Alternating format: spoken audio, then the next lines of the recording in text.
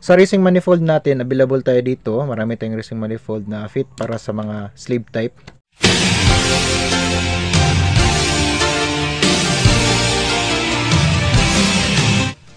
Hello guys, good day sa inyong lahat, sa lahat ng mga followers ko and mga friends. So ngayon guys, magkakabit tayo ng bagong carb sa ating CT100. Yung nakakabit dati sa ating motor is UCR 26mm at yun, nakuha na natin yung saktong timpla, naka-optimal reading na tayo at nakuha din natin yung gas consumption niya which is 37.6 km per 1 liter. Ngayon guys, ang ikakabit naman natin is ang Navy carb. Ito guys, yung super sport type. Ayan guys, kakabit natin sa ating CT100. So bali ang presyo nito guys is naglalaro sa from 2.6 to 2.8 depende sa seller guys. Okay, so original to na Navy guys. Ayan siya guys.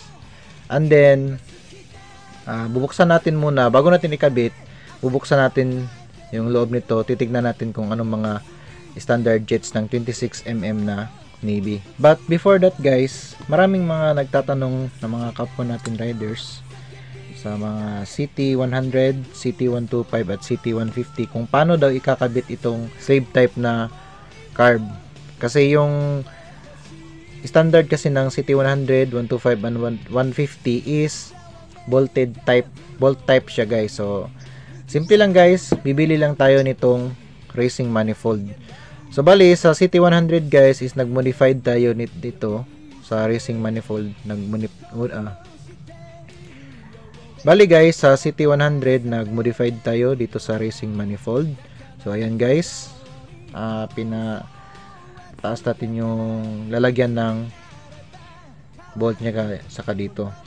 Okay, then accurate talaga to siya sa Navy carb kasi itong 26mm or 28mm ilalagay nyo, bali fit na fit talaga kasi yung pasok nito, ayan guys, is nasa 28.5mm. Then dito sa papunta sa ating intake hole is mayroon to siyang standard na 24mm, but ang ginawa natin is nag-port tayo para mapasok yung 26mm na carb natin. So ayan guys, so 26.2mm. ayan guys, so ang pasok ng carb nito is smooth na smooth kasi walang pigil. So anong gagawin nito guys para may kabit natin to? So simple lang siya guys. Sa racing manifold natin, available tayo dito. Marami tayong racing manifold na fit para sa mga sleeve type. Ayan guys, ito yung manifold. Din mayroong sleeve yan guys. Ayan, titingnan nyo, may sleeve yan. Pasok natin yung sleeve dito.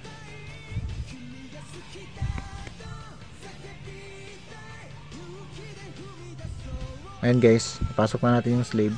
And then ipapasok naman natin yung carb guys. So bago natin ipapasok ang carb, luluwagan muna natin itong yung bolt dito guys.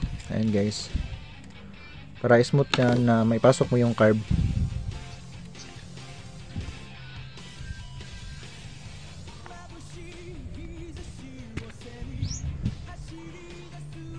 So ayan na guys, naipasok na natin, at pag once naipasok na natin, saka pa tayo maghihigpit dito sa kanyang bolt or yung tinatawag nating hose clip. So ayan na sa guys, naikabit na natin. Then pwede natin to ma-adjust guys. Ito pwede natin ma-adjust, pwede natin maikot para mag-fit talaga doon sa butas ng ating cylinder head. Then merong clip din dito guys, di ko pa nakuha andun sa lalagyan ng mga tools ko. So kailangan lagyan din ito ng hose clip dito na side. Okay, so ayan guys, solve na yung problema ninyo paano ikabit itong slave type na mga carb. Meron tayong available nito guys, so PM lang kung gusto kayong umorder. Ito guys, buo na siya guys, isang set na to. And then next is bubuksan natin to guys. Ito dito sa loob, titingnan natin yung jettings ng ating stock carb, I mean yung stock jets ng 26mm na Navy carb. So ito na guys, tatanggalin natin siya. Yung kanyang bolt dito is Allen bolt, so 3mm po yung Allen bolt nya. So babaklasin natin to, tignan natin yung stock jets ng 26mm ng Navy carb. Ayan guys, yung tibay yung kanyang bolt. Diyan mo talaga makikita na original talaga siya. Then sa presyo niya guys, ang bili ko nito guys is 2,800. Pero di ako yung nagbili guys. Binili ito ng asawa ko, niregalo niya sa akin. Hindi ko nga alam ba't binilhan niya ako nito. Ayan guys. Okay, so ayan po ang loob ng ating carb. Then titignan natin yung mga jets. Tanggalin muna natin to kasi nakatago yung jets niya doon sa floater.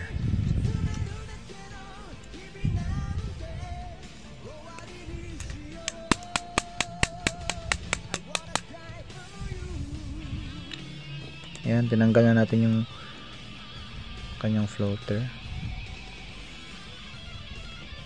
para walang sagabal pag tatanggalin natin to. Ayan guys. Okay, so titingnan natin 110 yung kanyang main jet, and then yung slow jet niya is 40. So bali 100 ang main jet at 40 naman ang kanyang slow jet. So, ayan guys, 140. Okay, so ibabalik na natin siya. Okay guys, at ngayon ibalik na natin siya guys. Ang next na gagawin natin, bago natin to siya ikakabit sa ating CT100 o sa kahit anong motor. And guys, bago siya ikakabit, maglalagay tayo ng gasket maker. So ito guys, gasket oil yung ilalagay natin para matigas talaga. So solid ang pagka-sealed nito doon.